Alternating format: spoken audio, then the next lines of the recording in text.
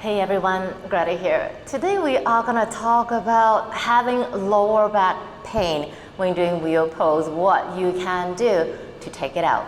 This is actually a request from a student of mine, and I realized that, oh yes, I have that too. Why hadn't I thought of doing a video to share? Okay, so I'm sure that, again, the wheel pose is one of the very popular back bending shapes in the asana yoga practice. And again, it looks very simple. Hands beside the ears, feet on the floor, you push up and you come into like a bridge, like a rainbow, or yeah, if you want to be more romantic that way. But then a lot of people tend to feel a lot of discomfort. And this kind of discomfort could lead to like achiness or even pain in the lower back, and it's something that you don't enjoy. And why is that? Well, that's because, speaking from anatomy, that there are different parts of the spine, and the lower back is responsible to do forward folding and back bending. Now, the design for the lumbar spine, the lower back, is very mobile because it's supposed to fold forward and back. And also, the problem is, kind of problem as you can say, we sit a lot. So the hip flexors tend to be quite short. It doesn't want to lengthen anymore. It feels very, very yucky. It feels like, I cannot stretch. And also our upper back and shoulders.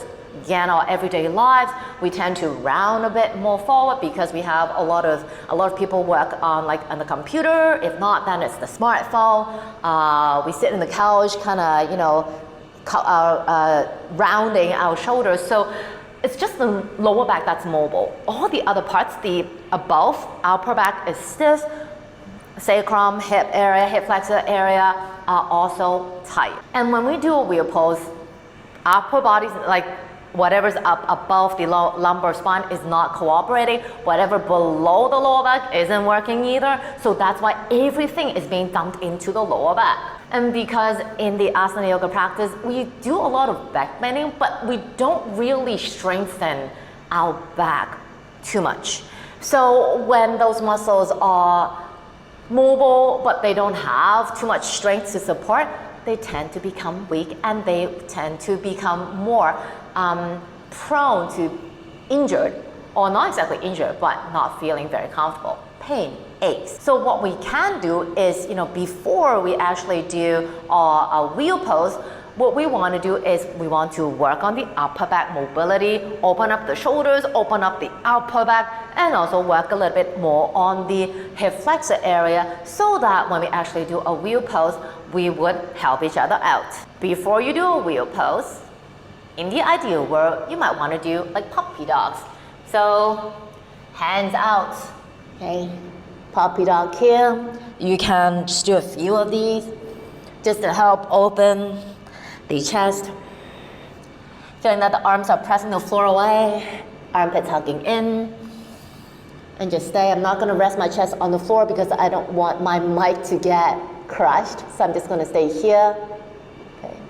This is always helpful. Long arms, palms pushing the floor away. And also do a few bridge poses. Bridge poses are a lot more accessible than wheel, and I feel that a lot of people are quite clueless in this shape. They just feel like, okay, you lift the hips up, and then you come down. You lift the hips up, and you come down. That's it, right?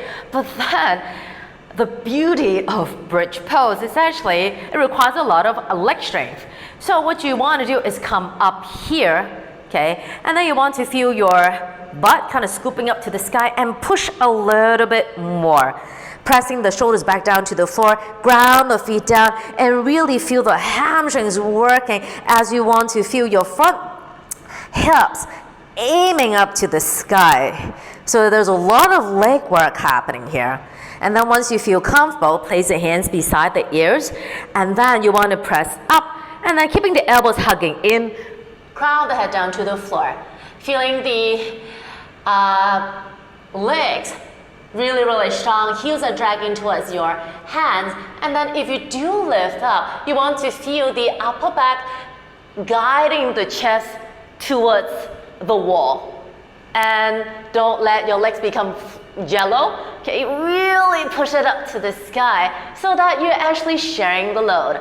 Not just the lower back is working, but also the upper back wants to open towards the wall as your feet ground down, lifting your pelvis up to the sky.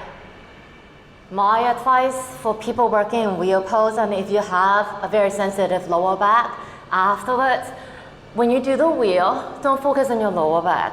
Focus on how strong and powerful are your legs. How are they working? How much are they working? And also how open is your upper back and chest. Upper back, chest, they come together. So once the two ends are working, the middle, especially when the middle is so used to the back bend, it will come naturally. And I used to have lower back pain a lot doing all these back bending, and it wasn't until I injured myself that I started to investigate and explore more about the mystery of back bend, that I become more attuned to everything, to other parts of my body, to help me get into a safer and happier back bending. Because the spine does need back bend. It needs to fall forward, it needs to back bend, it needs to turn, it needs to side bend, just to keep the spine happy and healthy. Hope it helps you. Do like it, share it, and subscribe to my channel if you haven't already done so. And of course, sign up to my classes. You can contact me here, Facebook, IG, DM me, and I'll get back to you as soon as possible. And if you're interested in learning more about back bending, I actually have a class that talks about back bending safely and happily. Come join me. I'll see you again soon. Take it easy.